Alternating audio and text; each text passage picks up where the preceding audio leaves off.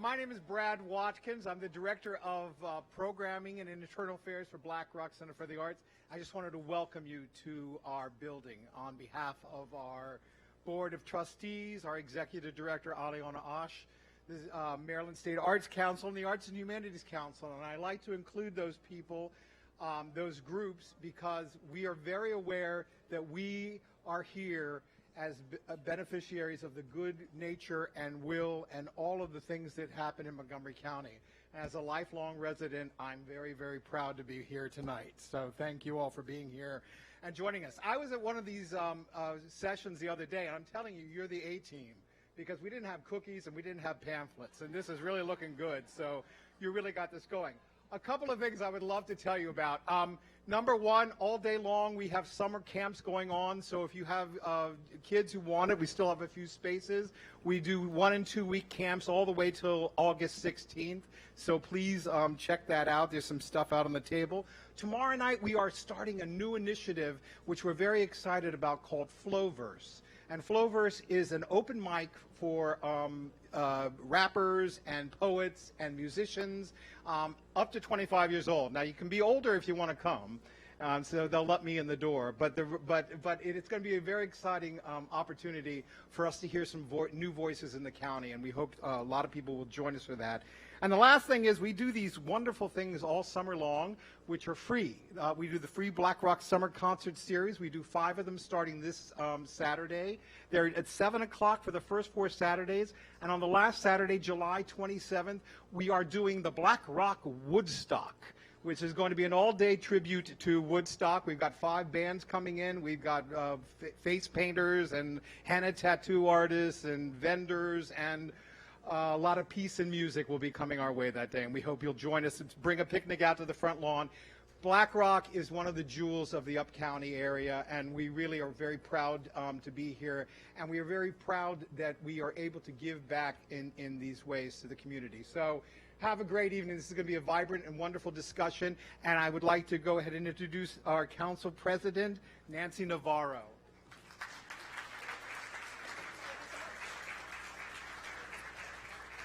Thank you, Brad Watkins. Well, hello, everybody. Very exciting to be here. We were so happy to be able to find a particular time that worked out very well to have this conversation in the Up County, because it is so very important. Well, let me first thank, of course, Black Rock Theater of the Arts. I want to thank the Up County, yes,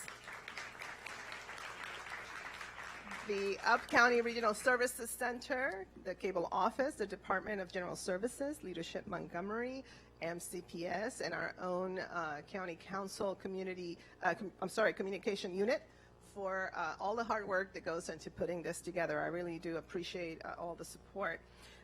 First, let me start by acknowledging my colleagues, and as I mention them, if they can just stand up and wave. Council Vice President Sidney Katz, right there. We have Council Member Andrew Friedson from District 1. We have Council Member Evan Glass at large. We do have Council Member Tom Hucker from District 5. He did say he had to leave a little early for another event, so we appreciate him being here. Council Member Will Joando, at large member. Council Member Craig Rice. See here, District Council Member, taking care of his area. Council Member Hans Reamer at large. I also want to mention that Council Member Gabe Albornoz's Chief of Staff joiner me is here because he is out of town. So we welcome her, as well as I know we have representative from Senator Van Hollen's office, as well as representative from Delegate Jared Solomon and Jamie Raskin, our esteemed congressman. So very quickly, because I know that this is all about the conversation, I do want to start a little bit of just the overview as to why we're here. So I'm going to nod for the slide. All right. So, you know, we are here precisely because we would really like to achieve this. This particular illustration right here is so important. Because as we continually talk about equality, and I feel like a lot of local governments, a lot of jurisdictions around the country who mean really, well, spend a lot of time investing in programs and initiatives, et cetera, trying to achieve equality, and somehow they continue to see that these disparities persist. And I think it's because, obviously, we need to understand that it is really about equity, which means that there will be certain communities and certain geographic areas where we are going to have to strategically invest there first and start there first. But I'd like to take it a step further and say that it really is about liberation, in the sense that what we really want to do, the aspiration really is to eliminate that barrier.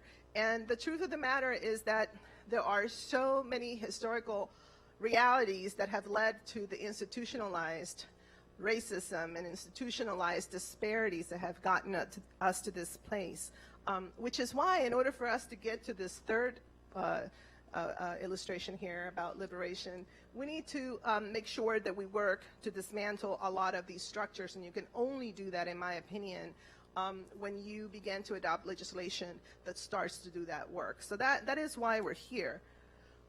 We're also here because when we talk about all these disparities, what we're really talking about is a challenge to the social economic well-being of our jurisdictions, right? So I really do believe that this issue of racial equity and social justice is the social economic imperative of our time.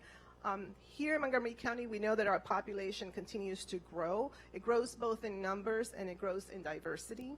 And of course, this did not happen overnight, obviously. So a lot of times, I think we continue to refer to many of our communities almost as niche in pockets, but they're not.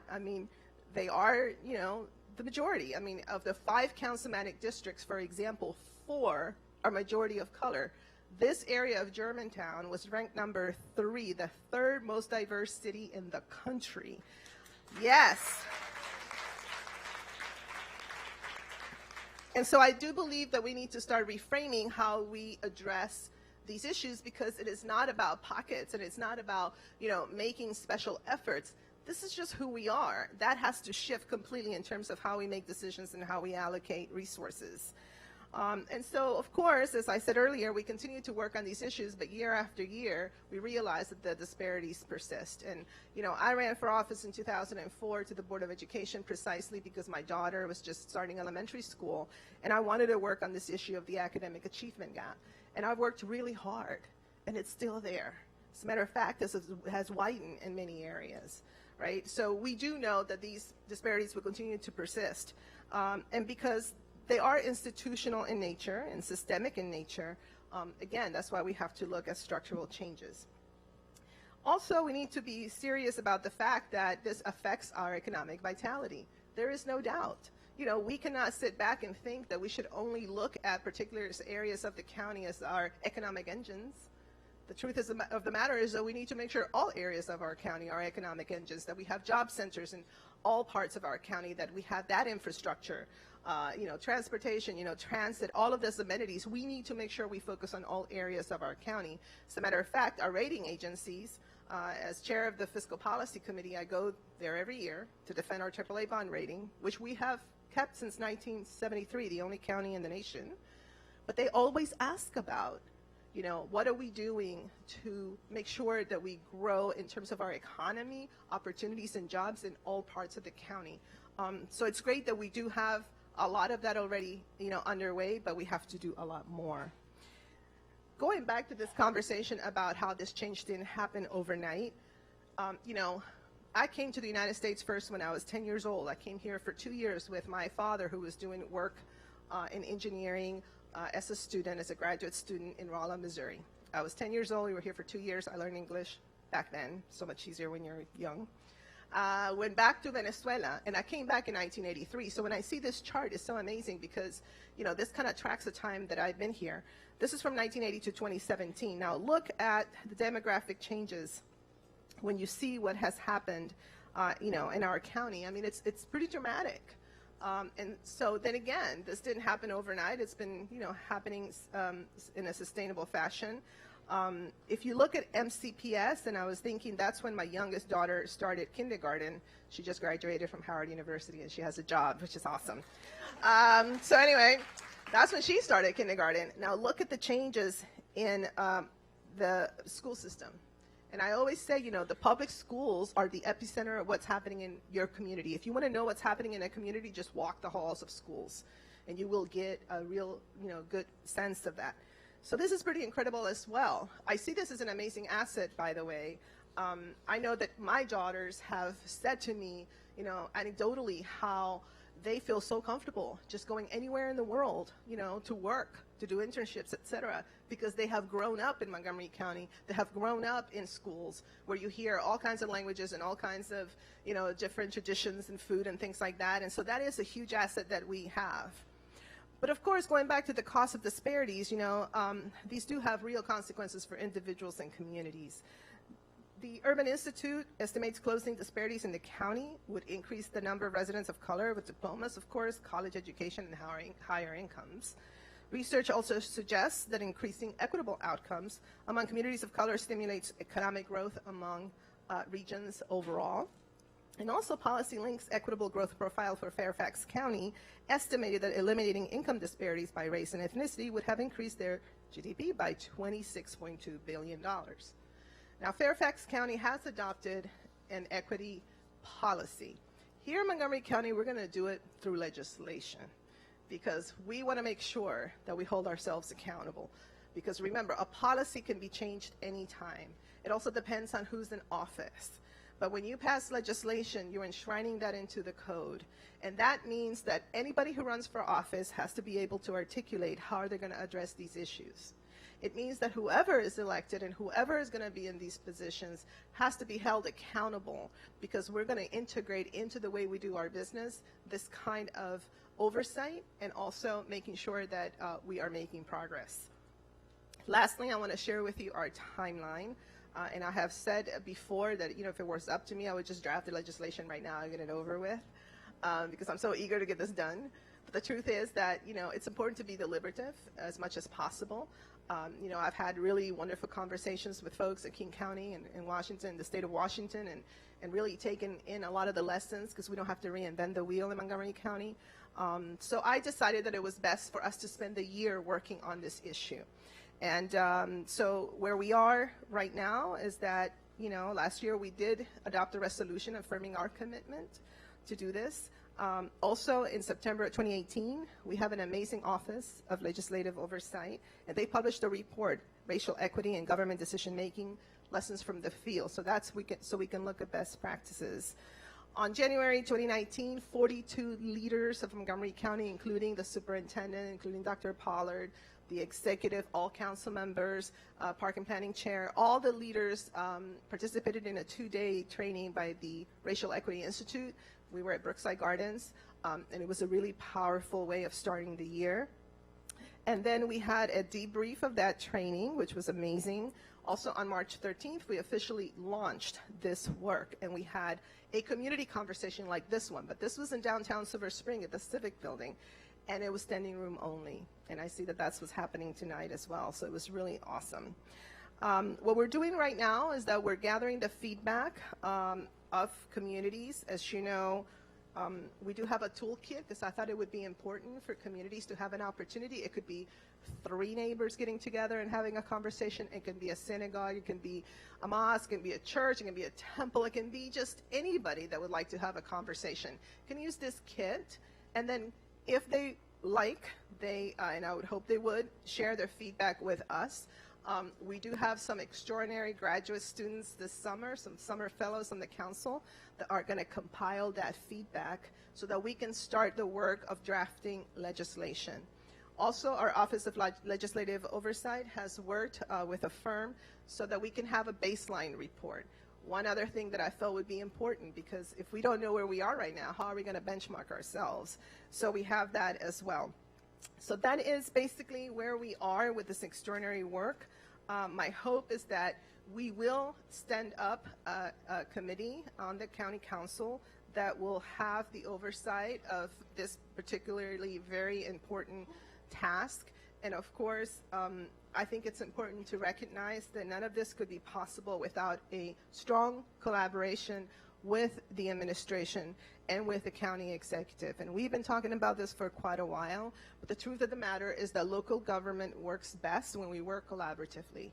And I do have to acknowledge and really thank County Executive Eldritch, who was on the council when we adopted this resolution, but has been there in order for us to make sure that we are getting, making this the best possible, not only legislation, but also once we're done and once we pass the legislation, it'll be up to him to implement it and stand up the infrastructure to do that. And so I do appreciate it, and I want to say, thank you to him for being there and for really taking this very seriously. So I look forward to the conversation, and now I want to introduce County Executive Mark Eldritch for a welcome message.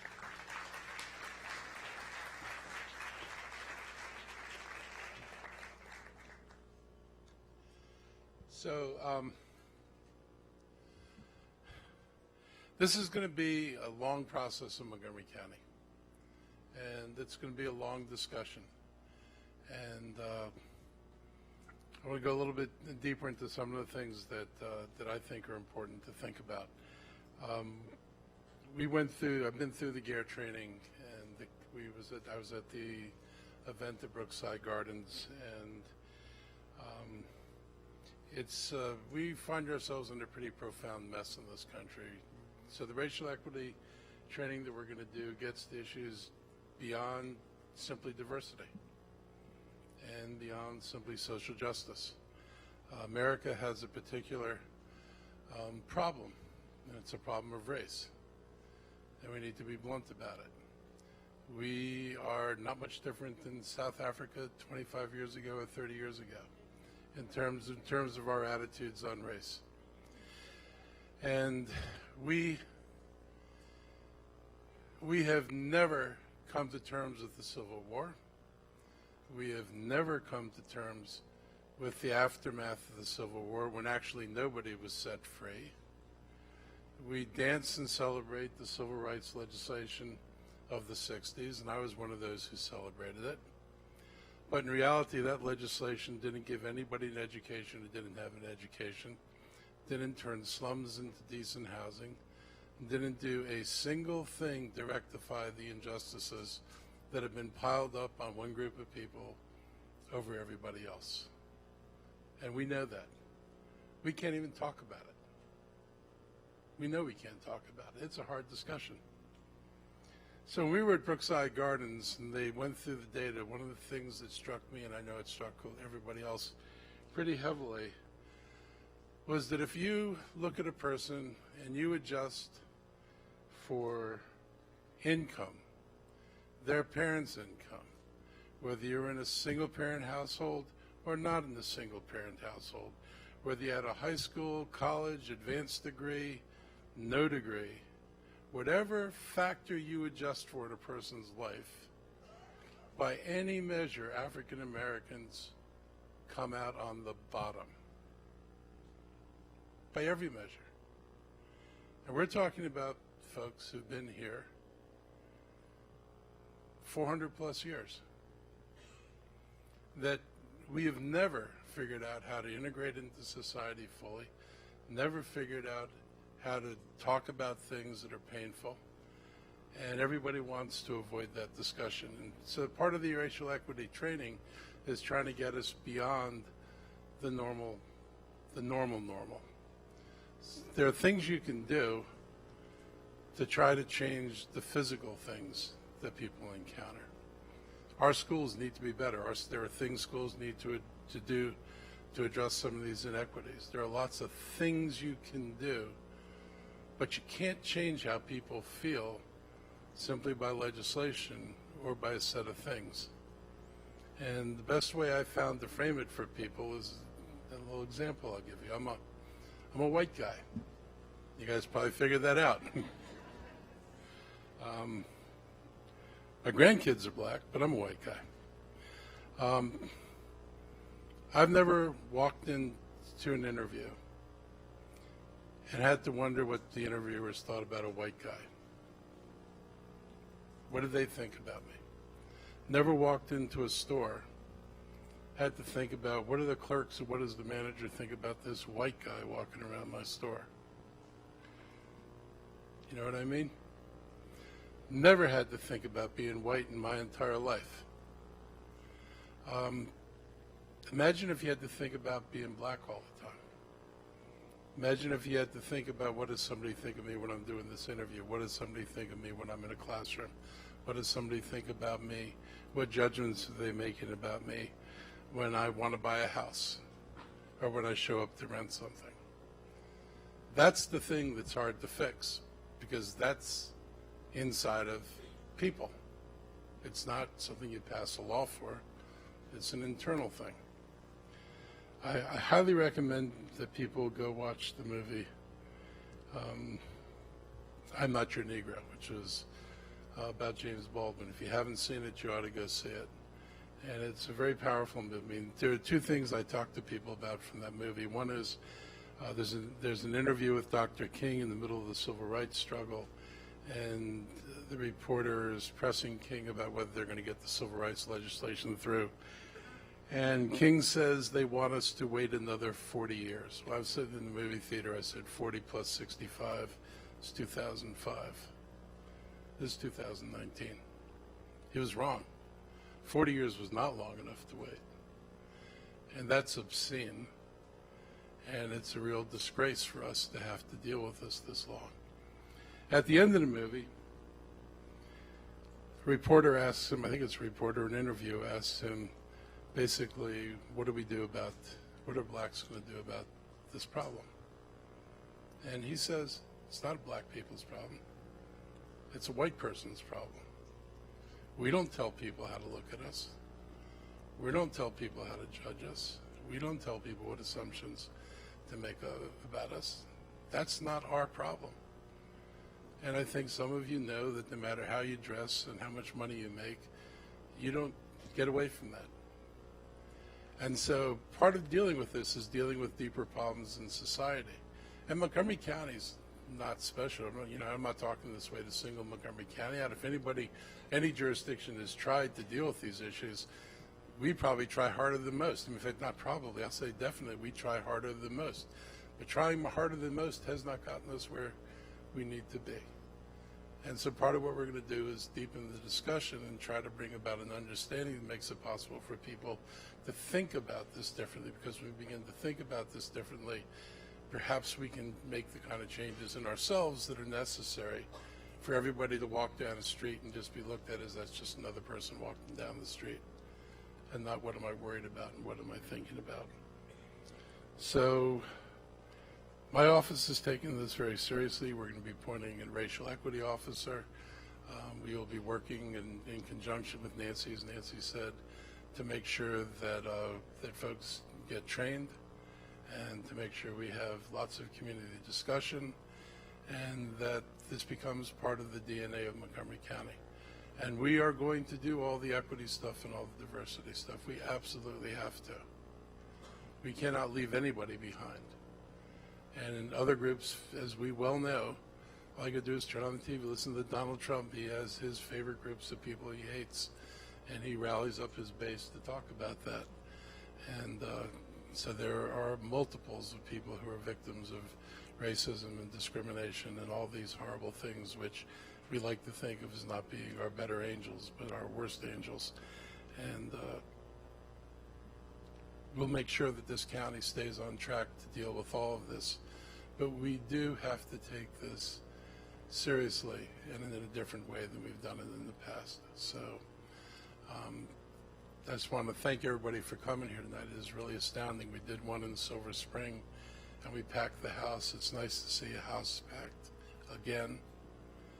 And I look forward to the discussion tonight, and hopefully this is part of a long process, and at some point we'll all be wiser, and our children will be farther advanced than we are. That would be a nice thing. And we will find our way out of this mess. And I'm optimistic. Human beings can do pretty amazing things. And I'm optimistic that we eventually will deal with this, but we will never deal with it until we're willing to sit down and talk about it. So thank you all very much for being here. Thank you for participating.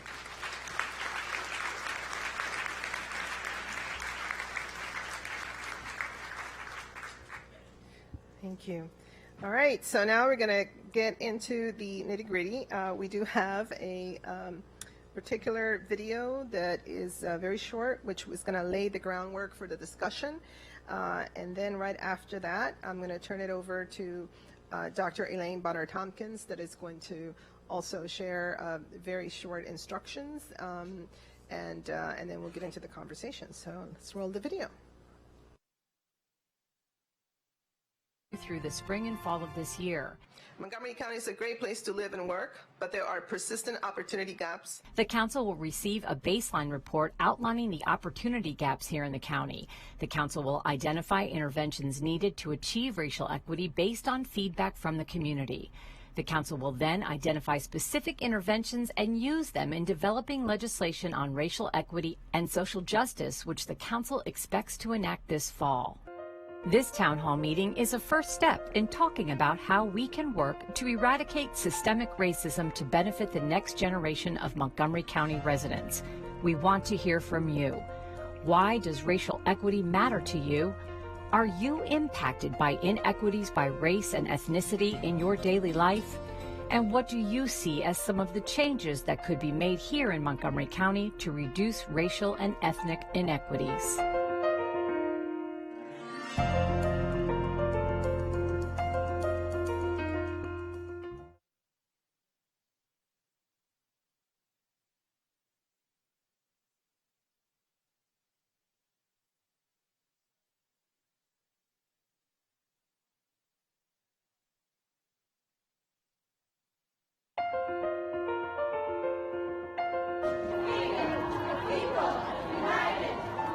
Systemic racism is a painful, widespread problem in society, and even right here in Montgomery County. Though we are a welcoming community that embraces its diversity, there are still disparities that exist in ethnicity, education, income, health, and other factors that prevent our ability for future prosperity. I want to thank all my colleagues this resolution to develop an equity policy framework in county government. In recognizing this, the County Council, led by President Nancy Navarro and now County Executive Mark Eldritch, developed a resolution that would create an equity policy framework in county government. That would require the county to question how budget and policy decisions impact equity. So we talk about the academic achievement gap, the health care gaps that exist and disparities. We talk about income gaps. And so what we're referring to right there are particular communities are disproportionately affected in a negative way when it comes to access and when it comes to outcomes. That's why it is so important then for policymakers to have a very structural mechanism to not only examine those gaps, but understand if the decisions that we are making exacerbate or actually close those disparities. You're dealing with policymakers, you just say, so, who's affected by this decision? I think people have just gotten used to not thinking about some of these things. Your job can get so isolated that you don't think about the long-term effects on communities of decisions you make. I think you have to make it normal by constantly talking about it and making people aware of it. The Council's Office of Legislative Oversight recently released its report, Racial Equity in Government Decision-Making, which contains practices for advancing racial equity in government. In compiling this report, OLL examined census data compiled by the Urban Institute for Montgomery County, which revealed wide racial disparities in several areas here. Income,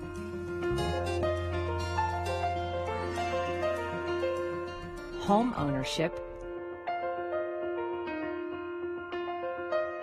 and education.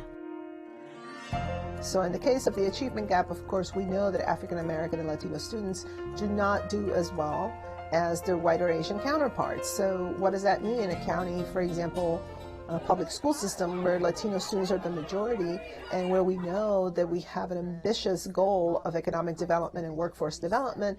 These are students that are not going to be able to necessarily become part of the vibrant workforce. How you doing? Good. The council believes eliminating these disparities is an economic imperative.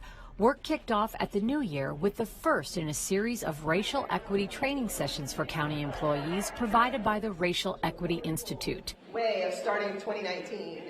These sessions are designed to set the stage for future county legislation to address institutional racism in the way we conduct government business. So this is really the first step, and it is to adopt legislation at the end of this year to establish an equity policy in the county. So again, every decision we make, so whether it's a land use decision, a budgetary decision, a policy decision of some kind, that is constantly examined and seen through that lens, so we can hopefully begin then to see some real progress. In addition to the racial equity training, the county is now a member of the Government Alliance on Race and Equity, or GARE, a national network of governments working to achieve racial equity and advance opportunities for all.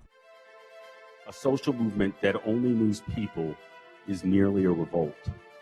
A movement that changes both people and institutions is a revolution. GARE has worked with more than 100 local and regional jurisdictions across the country to advance racial equity.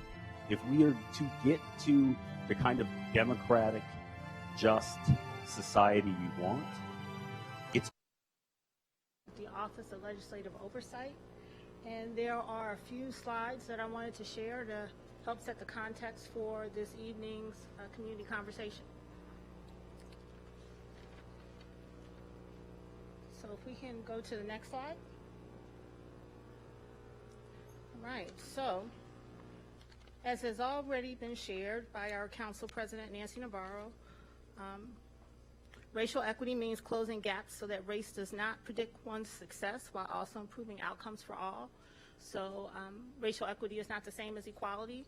Equality promotes fairness if everyone starts at the same place, but we already know that's not the case when we're looking at race and ethnicity in the county. So we understand that equity means giving certain groups more to be able to reach the same benchmarks as everyone else. Advancing racial equity also requires a focus on closing gaps, and in particular centering efforts on communities of color to target improvements for those most burdened by racial inequities. And then advancing racial equity also requires moving beyond services. As both our council president and county executive shared, it's really about a focus on addressing institutional racism, and the way to do that is to focus on policies, institutions, and structures. Next slide, please. So this slide provides a close-up of 3 national best practices that the Government Alliance for Race and Equity have identified based on their work in 150-plus jurisdictions focused on advancing racial equity. So the first is to normalize conversations and understandings about racial equity. And so that includes having trainings, having opportunities such as this to provide and support community engagement, but really getting past having difficult discussions, but also having different understandings and trying to come to some common ground and common language about what we mean by advancing racial equity. The second best practice is to organize for racial equity, and that's really a 2-part process where local governments organize their internal resources around advancing equity. So that may be the development of racial equity teams across the county, or as well as in particular departments and agencies. And then the second part of organizing for racial equity is to organize with communities and organizations that represent communities, so that they are part of the process of supporting racial equity. And then the last best practice that's advanced by GARE based on their work is to operationalize for racial equity. And that refers to both using data to understand where your disparities are, as well as using data to monitor your progress in terms of closing those disparities. And then it's also the use of tools that help jurisdictions to apply a racial equity lens to decision making, so that it's very clear what are going to be the predicted impacts of different policies, and trying to mitigate if there's any disparate or unfair practices that are occurring as a function of those proposals that actually widen disparities when we know the goal is we want to narrow disparities.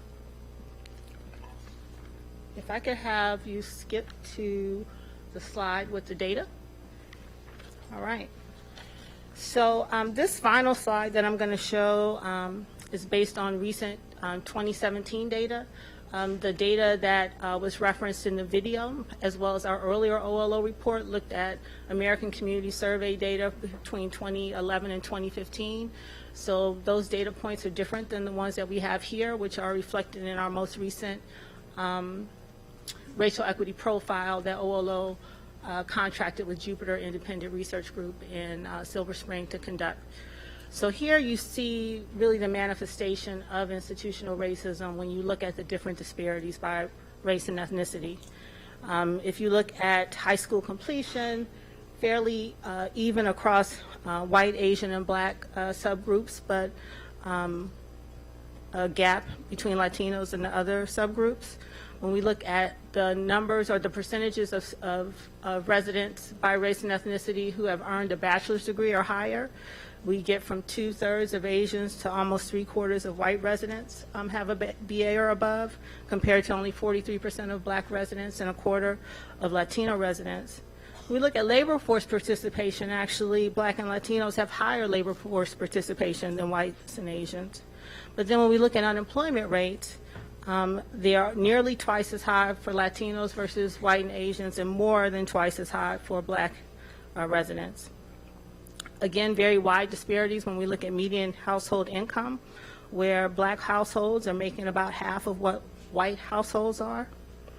In home ownership, about 3/4 of white and Asian residents own their homes, compared to a little less than half for Latino households and 43% of black households. And then when we look at residents in poverty and children in poverty, this is where the gaps are the most extreme, where you have rates of poverty more than 3 times the rate for black and Latinos overall compared to whites. And then when you look at by children, actually black children are about 6 times as likely as white children to be in poverty in the county. So there's, we often think of this as being a very prosperous county, and it is, but there are significant and wide disparities in the county. And what we're hoping happens and what the best practices suggest is that really the focus should be on narrowing these disparities, and that changes in policy can be made towards that end. So now I want to introduce very briefly our colleague Tiffany Ward, who works for the county executive, and she's going to help us prepare for our conversations at the tables. Thank you.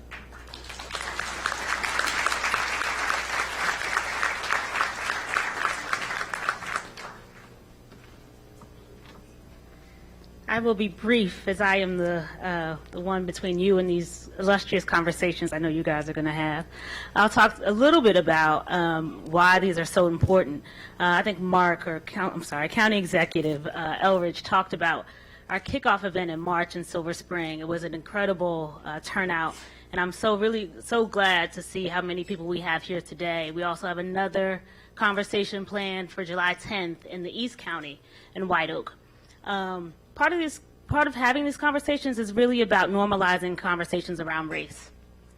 In the subsequent, months after we had our kickoff, you would really be surprised how many people called me and just said, we don't know how to have these conversations.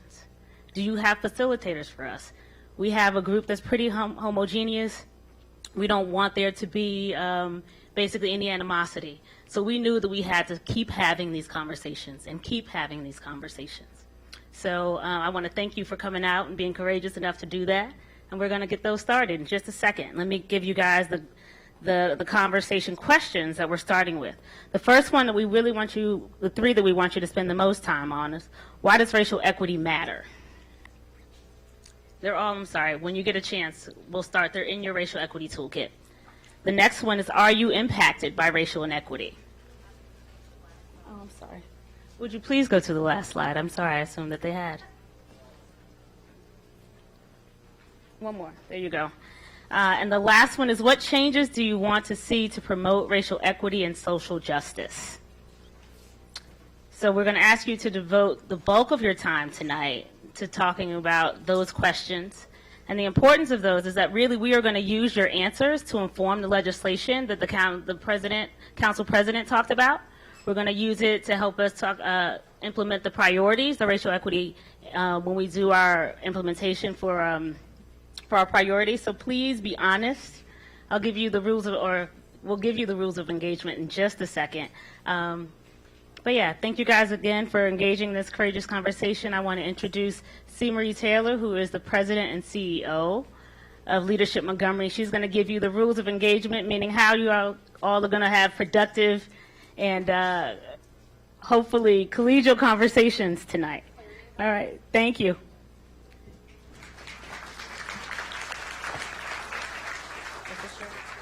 It's all about the clarity and kindness. Those are the two words, clarity and kindness. All right, so here's how it's going to go. I'm going to give you the logistics, and I'm going to give you the ground rules. All right, so the logistics. We're going to have 30 minutes for our conversation. So you've got 3 questions. It gives you about 7 minutes per question, because after you go through your questions, you're going to write out some highlights on your poster board. There's giant poster boards. There should be at your table.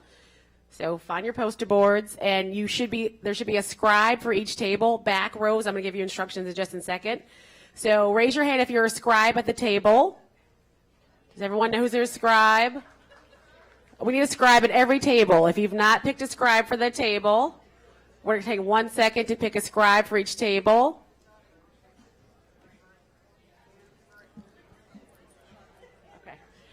And for folks in the back, there are seats here at table number 10 and seats at number, what is that? 5. 1. So let's fill in these 3 tables here. And if you speak Spanish, there's a couple seats over here. Let's fill those in. All right. Do we have our scribes? All right. Here's the next thing that we need. At each table, you're going to have a person that's going to report out. So it can be the scribe, but if not, it's going to be somebody else. So that person's actually going to speak up when we do the report out. So take 1 minute and pick at the table who's going to be the reporter.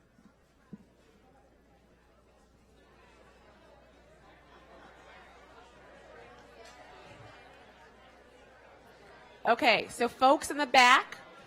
All right, shh. All right, so at the tables, we have a scribe and we have a reporter. Folks in the back, here's what we're going to do. You're going to put yourselves in groups of 4 because so you can talk intimately. And in that 4, someone's going to be a scribe. We're going to bring you paper and pen, and you need a recorder. I would suggest someone be brave and be the scribe and the recorder since we're doing smaller groups, okay? So basically, you're going to turn around and find your 4 people. Everyone got in the back? Nod. Yes? All right. All right. Do we have our scribes and our recorders? Yes? All right. All right. May I have everyone's attention for 2 more seconds? Put your hand on top of your head if you can hear me. Put your hand on your nose if you can hear me. Put your hand on your mouth if you can hear me. All right. Thank you. All right. Here are your ground rules. Are we ready? Everyone take a big, deep cleansing breath. 1 more. Beautiful. All right, here are your ground rules. You have 2 ears and 1 mouth. Use them accordingly.